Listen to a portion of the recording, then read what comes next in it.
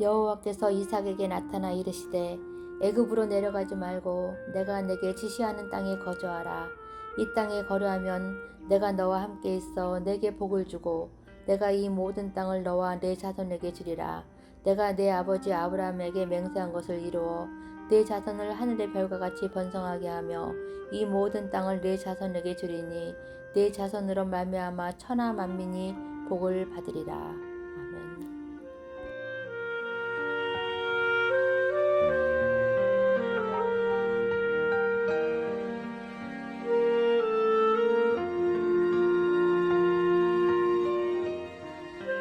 샬롬, 복된 금요일 아침입니다. 오늘은 창세기 26장 1절로 16절의 말씀, 지시하는 땅에 거주하라, 이 제목으로 하나님 말씀 나누고자 합니다.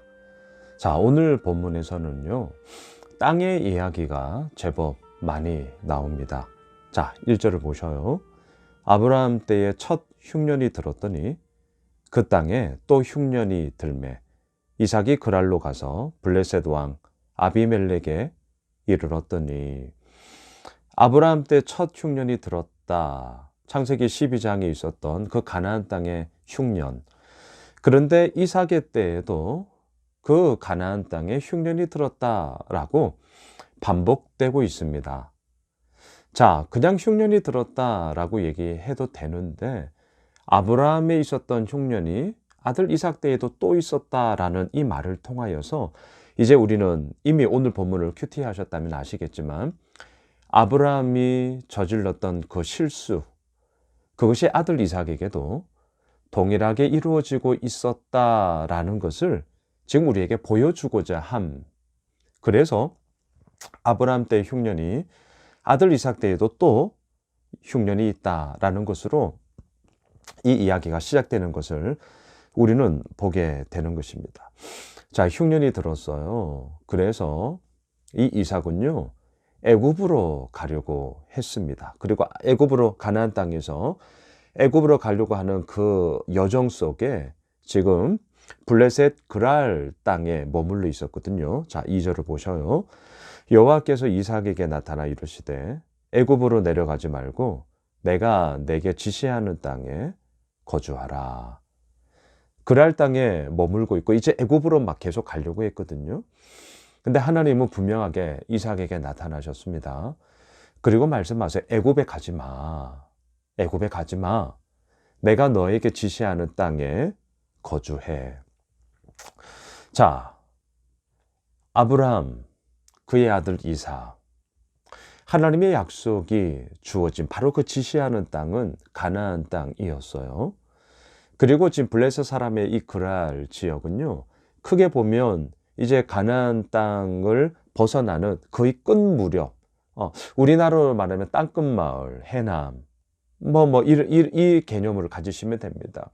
이제 이곳을 지나가면 가나안 땅을 벗어나는 바로 거기거든요.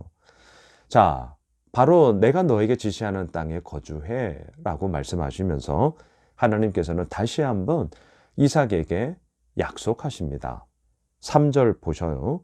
이 땅에 거류하면 내가 너와 함께 있어 내게 복을 주고 내가 이 모든 땅을 너와 내 자손에게 주리라. 내가 내 아버지 아브라함에게 맹세한 것을 이루어. 4절 내 자손을 하늘의 별과 같이 번성하게 하며 이 모든 땅을 내 자손에게 주리니 내 자손으로 말미암아 천하 만민이 복을 받으리라. 아버지 아브라함에게 하셨던 그 약속을 다시 한번 아들 이삭에게 해요. 왜요? 이 땅을 떠나지 마. 이 땅은 어떤 땅입니까? 약속이 있는 땅. 이 땅은 어떤 땅이에요? 하나님께서 아브라함을 본토 친척 아비집을 떠나 이끌어 오게 하셨던 바로 그 땅. 그리고 이 땅에 이 땅을 통하여서 하나님의 그러한 오늘 이 약속처럼 자손을 하늘의 별과 같이 번성하게 할 것이고 또한 천하 만민이 복을 얻게 되어지는 그런 하나님의 족속, 하나님의 백성으로 이 이스라엘을 정말 그렇게 세워나갈 텐데 그 통로로 이삭 너를 쓸 거야. 지금 이 말씀을 하신단 말이죠. 자, 그래서 6절로 가시죠. 이삭이 그랄에 거주하였더니 가나안 땅을 벗어나지 않습니다. 그리고 애굽에 안 가요. 이 말씀에 순종한 거죠. 그 아래 머물렀습니다. 근데 문제는 그 이후부터예요. 자, 우리가 약속의 땅 가운데 머물고 있었습니다. 순종했습니다. 자, 이렇게 우리가 다짐을 하고 나간다면 우리가 흔히 생각하는 것은 무엇이에요? 그 순종 그 이후에 하나님께서 우리가 이렇게 순종했으니 이 순종에 대한 소위 그 보상이라 할까요? 대가라 할까요? 그 순종에 따른 하나님의 축복이 있어야 되지 않냐라는 것을 우리는 생각하게 되는 것이죠. 자, 근데 어떤 일이 벌어지는 줄 아세요? 7절 보십시오. 그곳 사람들이 그의 아내에 대하여 물으매 그가 말하기를 그는 내 누이라 하였으니 리브가는 보기 아리따움으로 그곳 백성이 리브가로 말미암아 자기를 죽일까 하여 그는 내 아내라 하기를 두려워함이었더라. 자, 여러분, 오늘 본문의 이제 핵심 포인트가 이건데요. 하나님의 약속이 분명히 이삭에게 주어졌습니다. 그리고 그 약속을 붙잡고 이 가나안 땅, 그랄 땅에 머물고 있단 말이죠. 그런데 정작 이 이삭이 살아가는 그 그랄 땅의 현실은 어때요? 이 블레셋 사람들의 입장에서는 이 이삭과 리브가 부부가 외지인이란 말이죠. 원주민이 아니잖아요. 외지인이에요. 그리고 이 고대 근동 문화 속에 오늘 이 이삭이 말하는 것처럼 누이라고 속일 수밖에 없었던 것. 왜요?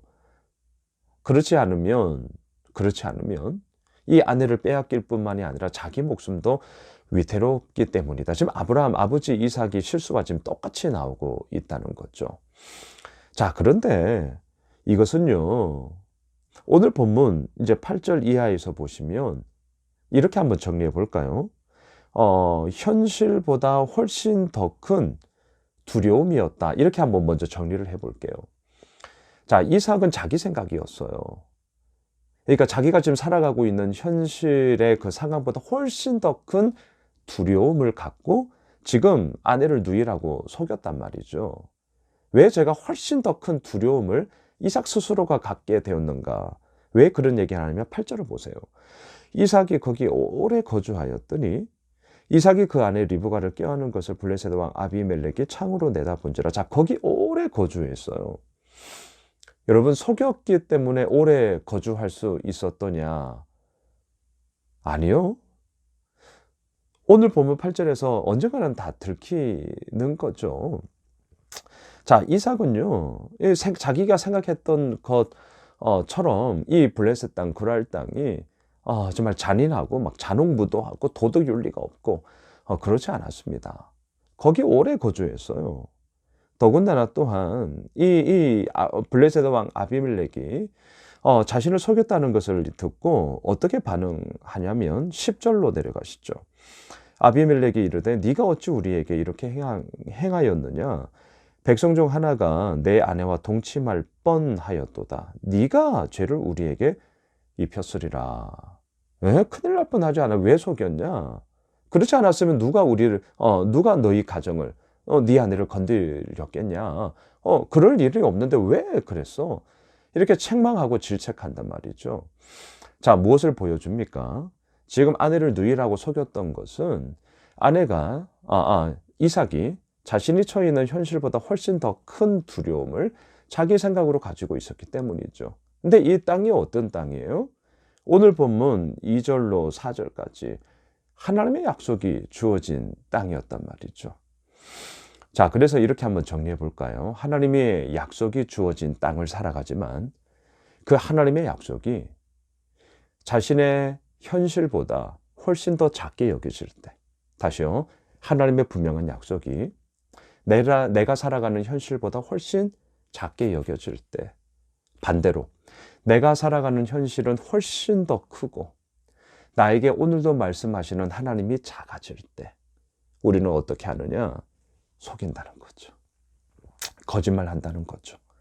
당장의 위험을 모면하고자 나의 인간적인 생각으로 살아간다는 거죠. 이게 언제나 우리의 삶이고 정말 우리가 분투하면서 몸부림쳐야 되는 핵심이 바로 여기에 있는 것 아니겠습니까? 우리는 예수를 믿는 자죠. 하나님의 택하심을 입은 자예요.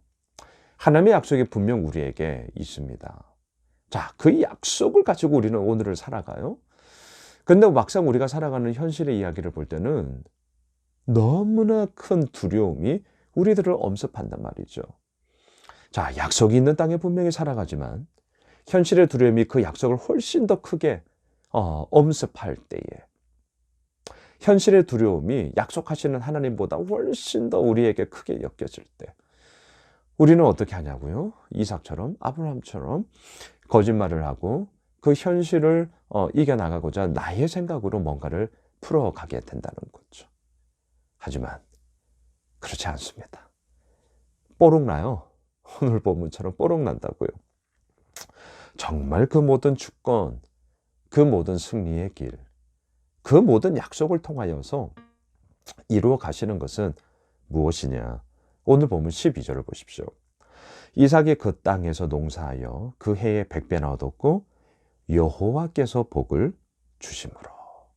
여러분, 오늘 본문의 결론입니다. 이삭이 그 땅에서 농사했어요. 그 땅은 어떤 땅입니까? 하나님의 약속이 주어진 땅. 그 땅은 어떤 땅입니까?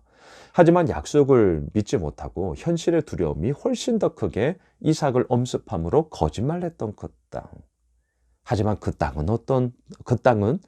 통해서 하나님이 어떻게 하셔요? 복을 주심으로. 이삭은 목축업자입니다. 주종목이 목축업이에요.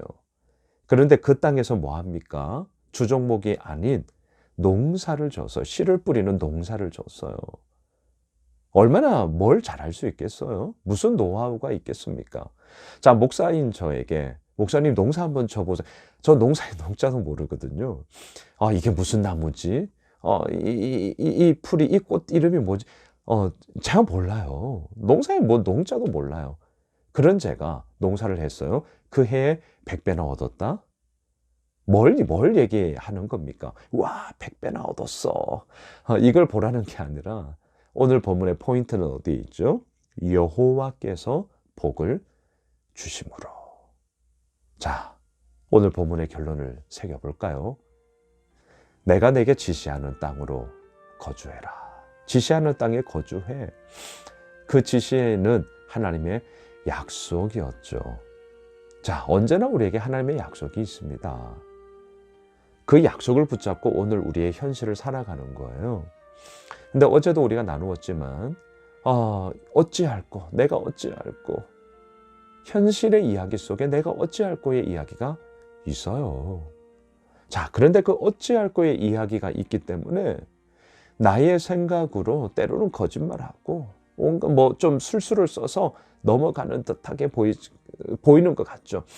그렇지 않단 말이죠. 오늘 본문 우리에게 얘기합니다. 여호와께서 복을 주심으로. 그 약속을 하신 하나님께서 우리들을 이끌어 가시고요. 그 약속을 하신 하나님께서 우리의 삶에 그 현실에 큰 두려움이 있어요. 하지만 그 두려움보다 더 크신 약속을 하시고 그 약속을 이루시는 그 하나님이 우리에게 복을 주심으로. 그 하나님 보고 가. 오늘 본문이 그 얘기를 하고 있죠. 사랑하는 예수 믿을 가족 여러분, 우리에게 어떠한 현실이 있습니까? 현실의 두려움이 훨씬 더 우리들에게 크게 작동할 때가 있죠. 약속하신 하나님은 너무 작게 보일 때가 있죠. 그래서 때로는 내 생각으로, 때로는 내 그냥 꾀로, 술수로 넘어가 보고자 하는 때도 있습니다. 하지만 오늘 본문을 통해 다시 한번 우리 정확하게 정립합시다. 여호와께서 복을 주심으로. 무슨 말이에요? 무조건 복 주시는 분이다. 지금 이 얘기가 아니라 주도권을 가지고 계신 그 하나님으로 말미암아 결국은 이 현실의 두려움마저도 해결될 것이고, 더 나아가 하나님의 그 약속이 얼마나 분명한 것인가, 이것을 우리로 하여금 보여주시게 된다. 그걸 붙잡고 오늘 하루 나아갑시다. 금요일 한 날이 여호와께서 복을 주심으로 주도권을 가지고 계신 그 하나님께서 이루어 가심을 보게 되는 그런 복된 한 날 될 줄 믿습니다. 기도합시다. 하나님, 그렇습니다. 주님께서 이루어 나가심 속에 온전히 거하게 하시고 그 주님의 역사하심이 바로 내가 살아가는 이 땅 가운데 하나님의 약속이 있음을 붙잡고 오늘도 그 주님만을 신뢰하며 나아가는 저희 모두가 되게 하여 주시옵소서. 살아계신 예수님의 이름으로 기도드리옵나이다. 아멘.